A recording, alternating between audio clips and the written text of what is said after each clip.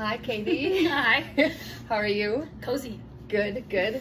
For everyone else, this is Katy Bowman. She's a biomechanist. She's an author, she's a mom, she's a speaker, and she's the founder of Nutritious movement.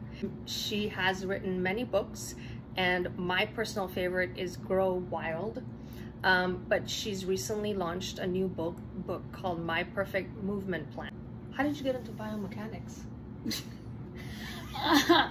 I started as a math student in university, and then went to become a physics student because I mean I liked math, but it was just like sitting and doing equations, you know, and I'm such a, I don't know, it just didn't work for me. Yeah, it just felt boring is the easiest way to say it. And then I switched to physics, and that was more interesting, kind of, because at least I could get a sense of what the problem was trying to solve, but it was all just theoretical, and I was like, this is boring. And then so I had already done a few years worth of those classes at university, and at the same time when I went into college, I went from being sort of studious and more bookish to discovering exercise, the benefits of exercise. Mm-hmm. So a long parallel to like my schooling journey is me really becoming a mover and going, wow, this is like really helpful for my mind, helpful for my body. I just felt like I felt better as a human. My humanness just felt better. I wasn't struggling so much. And I was flipping through the college catalog, mm-hmm. trying to figure out, well, what else am I gonna do? And then I don't even know how I got there, but there was a degree in biomechanics through the kinesiology program, which is a study of human movement. I'd never heard of either one of those terms, but you know, in the movement, I was like, oh, look, there's these anatomy and physiology. And so I had basically already almost completed this degree, which was mostly math and physics, but I hadn't done any of the biology or the anatomy. Mm-hmm. And then so I finished up, and they had actually already closed that program as a university, but they had to keep it open. So I got into that program and finished there, and then really studied exercise physiology and mechanics and anatomy, and I just loved it. And then I went to graduate school for the mm-hmm. same thing in a different place, worked a little bit in between, helping people figure out how to use their bodies better, but because I was degreed in that space, I would see everyone who basically needed, like, who was a special population. So like if you go to a gym, you're gonna get, a trainer who's certified usually for general health and well-being, but mm-hmm. if you've had any like musculoskeletal issue, cardiovascular issue, you're gonna be referred to someone has more training ideally, mm-hmm. Or more just understanding. And so I was getting all these special population people, and I was just like, well, the mechanics of what was going on, like, well, let me show you this, because I can tell you right now that I know mechanically, like, the reason you're always using your arm in this way, and of course you're going to have tendonitis in this way. So I wasn't doing physical therapy, but when I went to graduate school, I ended up teaching biomechanics in the physical therapy department, just to show them like the difference of changing angles and just why load matters. And yeah, and between amounts of movement and diversity of movement, and how can that impact your footwear lifestyle choices? Or maybe the other way around, how can your footwear choices affect it? Yeah, so there's movement volume, movement calories, mm-hmm. and then that's where that movement is happening. So if you, let's say you walk 10,000 steps a day, there'll be parts of you that participated in that walk. There will also be parts of you that didn't participate in that walk. So the distribution of the movement throughout your body depends on the terrain you're walking on. It'll depend on the set of patterns that you bring to it. Your gait pattern often will influence the distribution of movement. Sometimes we walk with really fewer parts than what we could be walking with. And that's when you tend to have parts that sort of wear out because they're doing more work. So the knees and the lower back tend to be areas that are doing a large amount of work, and the hips are an area that's not, and hips and glutes are areas that are not doing that much work. So you end up with degeneration in the spine and the knees from sort of overuse, but you also end up with degeneration in the hips from lack of use. That hips tend to be they're missing micronutrient, this hip motion. You wear a minimal shoe and you're going to change some of the geometry, right? So it's not just enough to put it on. You got to walk, you got to walk on the textures, let the texture in. You're going to walk on the different shapes to let more information in. But, if you've dropped your heel down to flat, just every step that you take is now going to be that much more ankle movement if you walked exactly the same, everything but the shoe in the conventional shoe. And the same thing, like, it just allows more into the feet. And so you end up better distributing, I'll just say, to your lower leg, because when the heel comes down, it's not really your foot, it's your calf. It's the calf, which can be up above the knee. So you just end up better distributing movement throughout your whole, I would say even in your hips too, like your posterior push off can change when you drop that heel down. So it's, if we just call a conventional shoe something with a heel versus not a heel, getting rid of that heel, and there's other features too, but just getting rid of that heel would allow more body parts in the body to participate in that same period of gait or phase of gait that you're comparing it to. Yeah, when I first switched to minimal shoes, that's exactly what I've noticed, is that certain parts of my body were sore, where I'm like, well, why are they sore? Is because I'm actually using that muscle point, and they're, in when I'm walking, which was, I was shocked, because I'm like, what? I thought for sure I would be using this in, the shoes that I was wearing before, but I wasn't. And the other concept that I realized as soon as I started to switch to minimal shoes is mindfulness, is just like being more mindful of where you're walking, how you're walking, and what you're doing to your body when you're taking these steps or run. Right? Like I'm like, oh, I'm going to start thinking about my feet. And then there you go. Right. Now they're in your consciousness, right? So now you're just, oh, I do notice I step this way and not that way. You haven't tuned in, I don't think, to our bodies in general. Like, we're not that tuned in. We're sort of like, I got to go out in this way. And so I do like this version of mindfulness where as people are working on being more mindful, it's like you can look at that first relationship. You're in multiple relationships, and you're in relationships that are between you and things outside of you, but you're in a primary relationship between you and yourself. And so to me, this is how you work on developing that relationship. You're introducing the concept of micronutrients, or it might be good to explain this concept a little bit in relation to movement and nutrition. And so do you want to explain that a little bit? Yeah, so this book talks about movement nutrition, which is different than dietary nutrition, but the framework is the same. There's movement calories, there's movement macronutrients, and then there are movement micronutrients. So movement calories are like the minutes that you're moving, the total amount of time that you spend moving. But that doesn't say very much about what you did and where the movement went in your body. It'd be like it'd be like trying to build a nutritious diet simply looking at calories alone, which you can't do, because you could have adequate calories and still have malnourishment. Why? Because there are these things called macronutrients and micronutrients. So within the food that you eat, there are larger compounds, macros, and then there are smaller elements of assessment, which are micros, and the same goes for movement. In macros, the way movement works in our body is very much shape related. Like, the shapes that you create with your body is a big part of what makes different movements nourishing. And so I have categories of movement macros, which are like their shape and also skill. So like active sitting postures, so postures where you're holding yourself up a little bit more, your joints are in different configuration versus like the same chair shape again and again. Walking, carrying, big body work, so things like digging or shoveling snow. These are things that don't carry our body from point A to point B, but there's still a way that our body is being used. So there's a few more, but to get to your question about micros are every movement that you do with your whole body is made of smaller areas of your body that are participating. And even in people who are pretty active, there can be sedentary areas within an otherwise active body. So one way you try to deal with not having too many sedentary spots, or these areas where you're missing micronutrients, is to cross train, right? They'll be like, oh, make sure if you're a cyclist that you also walk or run, or if you only lift weights, that you also walk. And then also make sure like that you're doing some flexibility.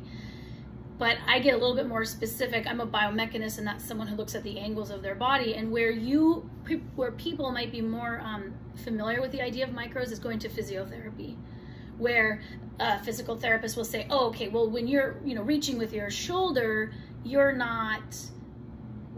reaching in one particular angle again and again and again, and you basically worn down the tissues in one spot and you're not using these, so I'm going to change the angles in this particular way. So that's what micronutrients are, is learning to see all the little spots in the body.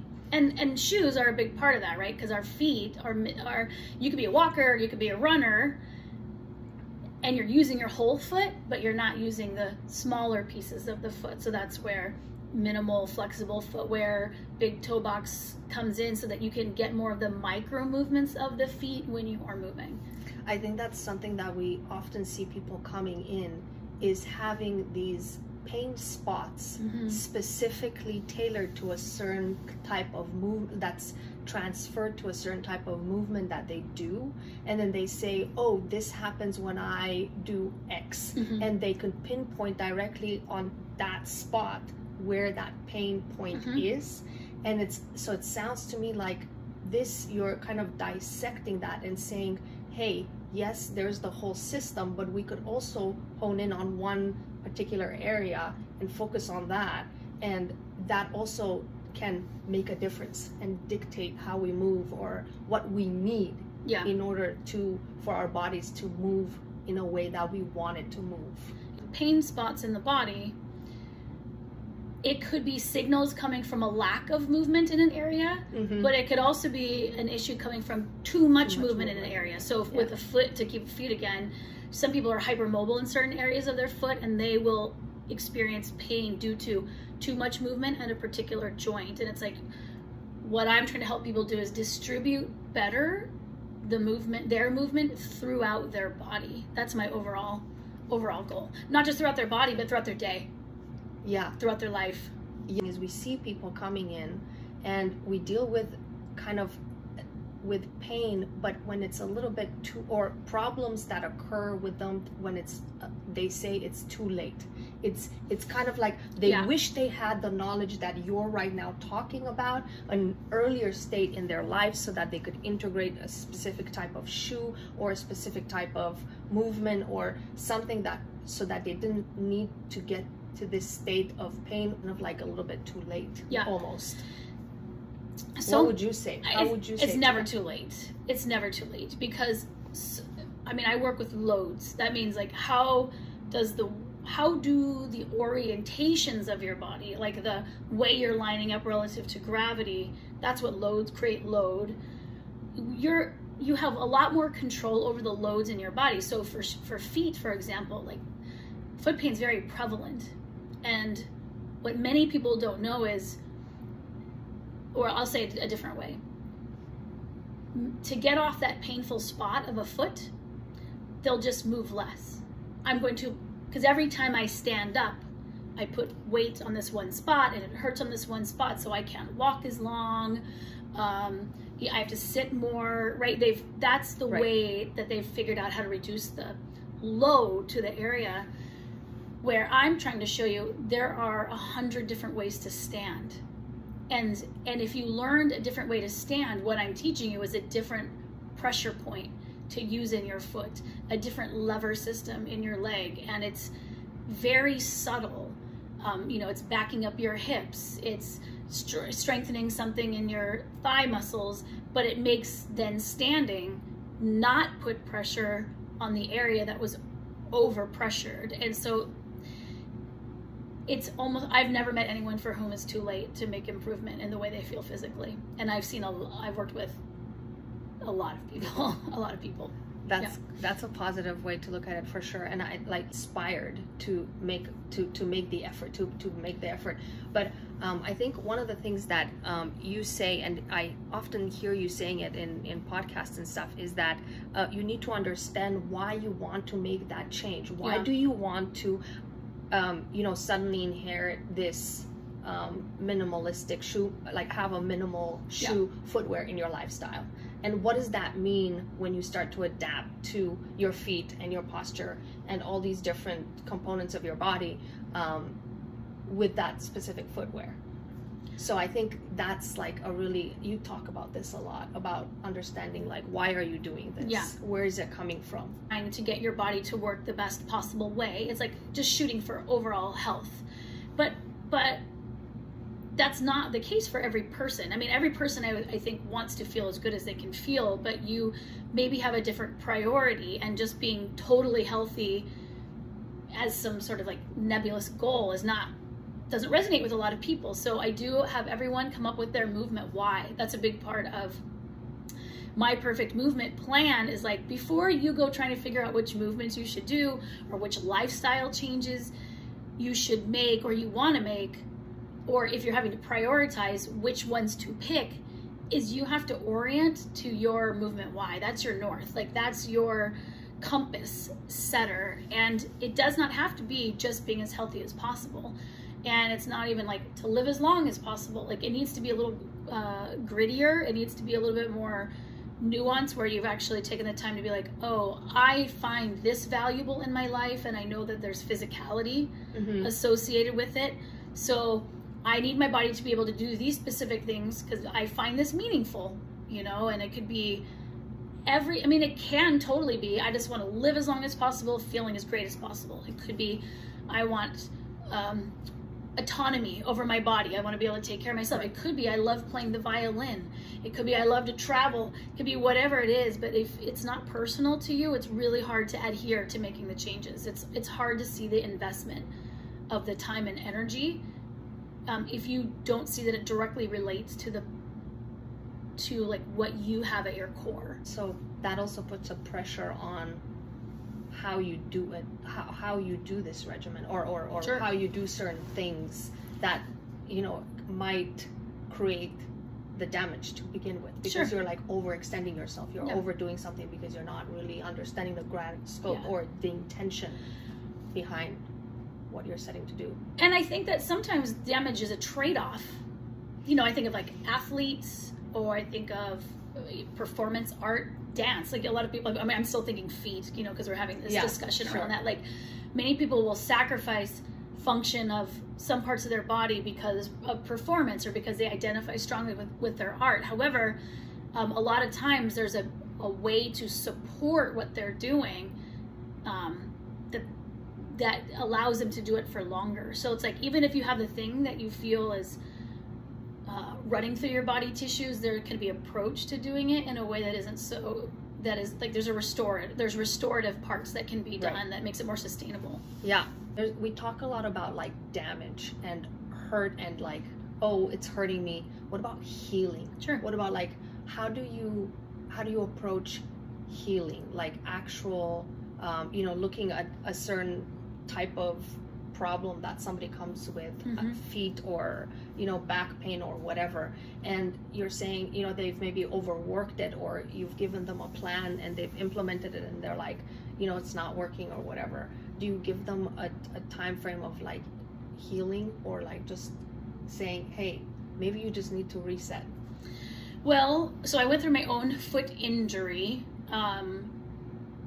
and I think that I think our view of healing a lot of times is we expect it to be a lot faster than it is, right? So there is the injury needing to physiologically restore, but at the same time, we as humans are on a timeline that's moving in one direction. Like, there's a loss of things over time. There's a gaining of things too, but physically speaking, like performance-wise, you are you're having to make the choice more often between the things that you love to do. And I'll just give an example. My husband loves to play soccer, but he's at a stage now where he can play, but the chances of him getting injured are higher, and the injuries stay longer, and then it keeps him from the other things that he finds valuable in life. And so he used to identify very strongly as a soccer player, and there's been a transition in himself where he's had to identify as a former soccer player. Now he still plays soccer plenty, and also if he wants to continue to identify as a soccer player, he would need to be doing many other things in his life to support soccer playing that he's not doing. That's a conversation that we have. He's like, I don't know how much longer I'm going to play. I'm like, well, if you wanted to play longer, you would be stretching longer when you were done, instead of playing, for an hour 3 times a week and just dropping in, from computer work or something else, that you would be actually in training, like athletes need to do. Right. So if you don't identify that strongly where you're practicing, then yes, it seems like your identity might have shifted. But for many people, they will prioritize, this is the movement plan, right? I'm like, you're not on a movement plan for a soccer player. Right. And so what happens is people then start to think that the loss of what they want to do is inevitable. And I'm just saying, you are now at a stage of life where your body doesn't store movement at 50 like it's stored movement at 30. Right. So as you get older, you have to invest more in the things that you want to do. And I don't mean only do them more often. I mean like do the elements that support them and help you recover for them. So we don't have a really robust concept of a movement plan or a movement diet. We're just like, I'm a soccer player, I'm going to play soccer. Right. I'm a runner, I'm just going to run. And oh, now I can't run anymore. It's like, well, you don't really have the movement diet of a runner. You got by in your younger years. Right. With the health of your tissue, but now you need something different. Yeah, and so like that's what I want to help people do, is like, you can still probably be doing a lot of things that you want to do, but you need to choose if you want to orient more of your life in that direction or re-identify. Yeah. Let's take a step back and talk about footwear specifically. Do you identify certain types of levels of training or levels of muscle strengthening or lack thereof with certain type of, let's say, soles? Like a minimal sole is required for a certain type of activity, or a certain type of specific strengthening exercises versus others that might complicate that? Okay, that's a good question. The way I tend to approach, I think in terms of loads. So I think in terms of like, what's the load of the scenario? So it's what you're doing, what you're wearing, the terrain or surface that you are on, and the body that's in it. So those are always the 4 elements that I'm cycling through. And so I don't think it'd be easy to say, for this activity use this sole, for that activity use that sole, because I'm always gonna be like, well, what kind of terrain are you on? What is your movement history? Right. So I mentioned a little bit my foot injury. I can be quite minimal, extremely thin, and I can be under a load backpacking, and I can go far, 15 or 20 miles in that scenario on uneven, rough terrain. But when I had a foot injury, I needed to reduce the load. And so I reduced the load by wearing a thicker sole that let less movement into my foot, right? Something that sort of provided a structure. I didn't carry weight when I was walking. I never really went to flat terrain. Like I always kept uneven terrain. I didn't need to do that degree. Did the posture change at that point when you had to start, because when you have weight on your back, that pushes you like well, and I didn't get, so yes, I mean, I wasn't even thinking about alignment changes, and this is just for me for walking. Like I had to change my walking way so I could had to reduce get through this injury. To get through this injury. I had to reduce the amount that I was walking, and so I still needed lots of movement, so I switch some of my movements to non-weight bearing on my foot movement, so I could keep my movement calories high, but I had to get off of upright standing. Gotcha. For a portion, I did not need to do nothing, but I couldn't do my normal volume. And so that's the way I managed my load, was by reducing or changing my load. And that's how I have people think about it. So it's not necessarily by sport. It's like, well, what's the loads you're experiencing? You know, because a runner on concrete is going to be different than someone who runs on the sand, or someone who runs through a forest. Like, those are all of the same category of exercise, but biomechanically they're different. The body experiences them differently. So thinking in terms of loads and thinking about where do I need to reduce and where do I not need to reduce is really helpful to figure out what's the best footwear for a situation. Yeah. How can kids get integrated into the movement plan? Yeah. And how can you as a family kind of find this nourishment from this plan together as a whole to bring you maybe even closer? And I know you talk a little bit about this in Grow Wild, about this, so maybe we can bring some of that into this, or maybe not, I don't know. Yeah, for sure you can. So everyone has their own movement plan. So kids, and your movement plan, your movement plan is always going to change throughout your life. Like, it really you need to keep that flexibility, because it changes with age and stage. But stage is different than age. Stage could be, it could be physiological, it could be pregnancy, it could be, you know, postpartum, it could be injury, right? My movement plan changed when I was injured. It can be intense bits of stress, it could be grief. Someone could die, you could get divorced, right? Like, your movement plan changes anytime you move, right? Like, the seasons, you're going to need a different movement plan. So stay flexible in that way.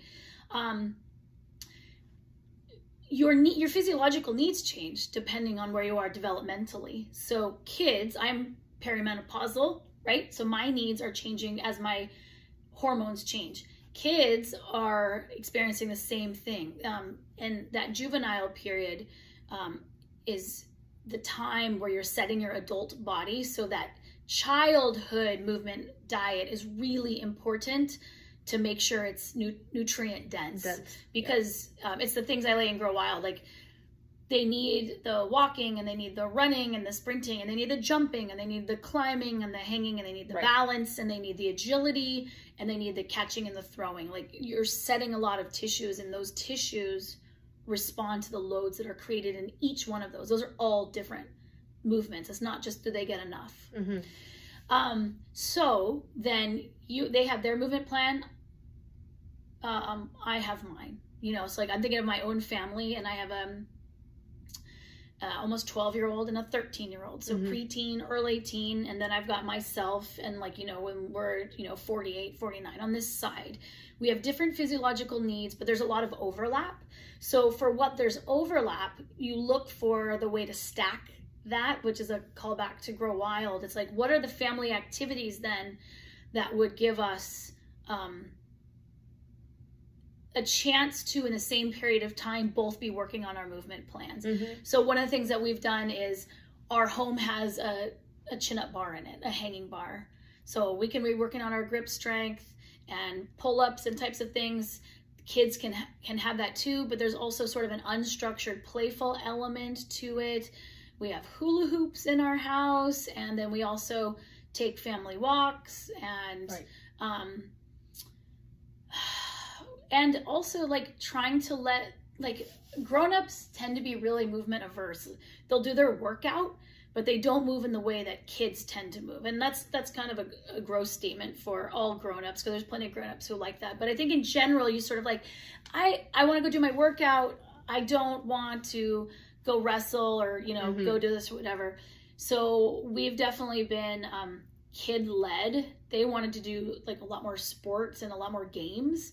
And so we just say yes to a lot of what they want to do for movement. And it's hard. I play a lot of tetherball. I play a lot more tetherball than I would probably play on my own.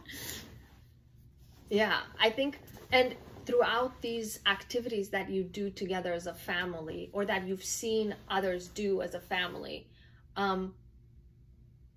what do you encourage in terms of, like, foot exercises? Is it from feet up? Because I know you have a holistic approach. Sure. For sure. But is it feet up, or is it you're young and youthful for the kids? You do whatever you want as long as you're active, and then for adults it could be something like more specific to like, let's start with the feet, because that's where most of the work needs to happen, and then work gradually up. So I think it's if we think back to nutrition, so the nutrients are in the movements themselves. Where if you go to a dietary nutritionist, a dietitian, you know, you're going to be like, here are my symptoms. Right. And they will say, okay, here are your supplements. And also here's some corrections. So exercises, a lot of what we do as grown-ups do for our body are supplementing to address the symptoms of malnutrition. Children are often not malnourished in the same way, or they haven't been malnourished as long as grown-ups have, for as long of a period of time. And also children are not really into supplements or exercise, right? Like that's such a, it's so out of context. It's outside of context. So I would, like with my own kids, I wanted them to get, you know, be able to move on their bare feet and have strong feet and have good balance. So it was a lot of doing activities without shoes. That would be one, because you don't have to do, and take them into places that use their feet differently. Right. So that would be the way that I would get the micronutrients of the feet, so to speak. And then footwear, to make sure that footwear is not, you know, creating real particular loads, like a rigid amount of loads. Like that's the nice thing about minimal shoes, is it allows whatever texture you're on in. If you're a non-minimal shoe, it doesn't matter what textures you go out onto. None of them are getting in. Right. So, but for grown-ups, it might be foot exercises, you know, roll your foot on this ball, right. Use these supplements to kind of recreate it. But you could also work on malnourishment through adjusting what you put on your plate, so to speak, you know? So I like both approaches. We need both, because I think it's time is usually what you're up against. You'll say like, I don't have enough time to go get all the movements that I need, right? And fair enough. So then we use these supplements, these supplemental tools in that way. But I think that there's a mix. And what we don't want to do is assume that kids need the supplements because that's all we can fit into our like busy adult life, and who've lost the interest in playing and exploring. Right. The sloth time budget. Yeah. And I want you to explain that. Well, it's an acronym: sleep, leisure, occupation, transportation, and home, and how that fits into, because we're talking about time and adults not having enough time, and how do you manage kids and also time for yourself and for these different activities. So maybe you can talk about the sloth concept. Yeah, so I added that. The concept is everything that you do can be sorted into those 5 domains. You're either sleeping, you have leisure time, you're working, occupation, your transportation, you're getting somewhere to one of those things, and home. So all of your to-dos will fit in one of those domains at any moment. And so the reason I brought that forward in this particular book is I think time is the biggest barrier that people will bring up. Like, we think of time, I tried to explain it in the book a little bit. We tend to think of time as space, right? Like, I don't have the time. I'm like, okay, well, let's not use the word time. Let's look at these domains, these spaces that you're in, because a big part of a movement diet is actually non-exercise movement. Exercise is leisure time movement, and leisure is going to be one of the smallest categories for most people. So the idea that you're supposed to fit all the movement that you need into the smallest domain of your life makes no sense in terms of getting volume.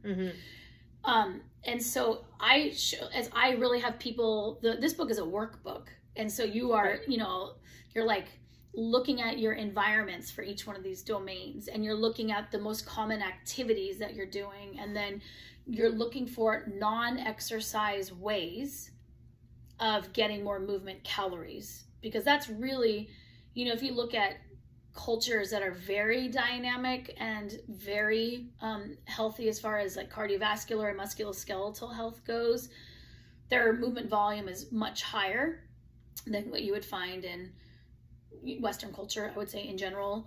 And it's not like they're running and exercising more. It's that they're engaged in these sort of low intensity but constant everyday activities that challenge their joint configuration, that keep them like rising and lowering to the floors, and none of it's leisure, it's all work. And so that's the framework that I think, because if you can make over just one of those domains, you'll find that volume is available to you. It's the secret to volume, essentially. It's the secret to movement calories, is domain by domain.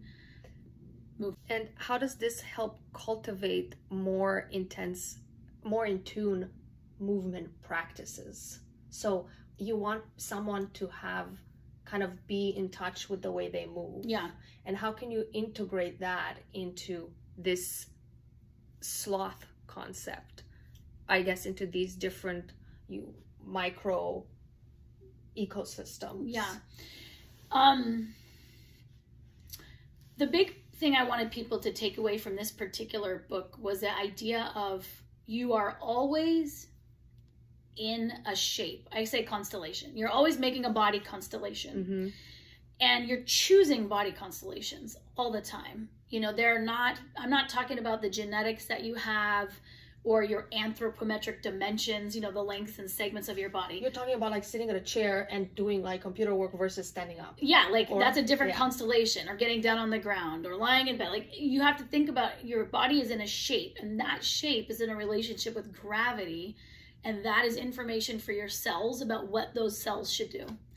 And if you are always horizontal in bed or sitting in a chair, then the communication between what happens in that shape to the rest of your body is be better at continuing to make just that shape. You are in the same way if you're running, the communication, you know, between gravity and the way the cells are being squished, and that even in the blood vessels, you know, there's cells everywhere of going, oh, I feel pressure from the blood going faster. Okay, I get, you know, stay more flexible, you know, and like then you have the cardiovascular system that is stronger and more adaptable. So shape is a communication that's going into your body. And if you're running, then it's like, get better at running. Be able to do this with ease. Right now, a lot of our communications are be able to sit with ease.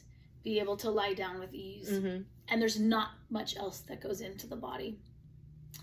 And so if you learn that you are making sort of communications with your body, that you have choice, you're able to become more mindful about, oh, I'm actually choosing this position right now. Like I've chosen this position.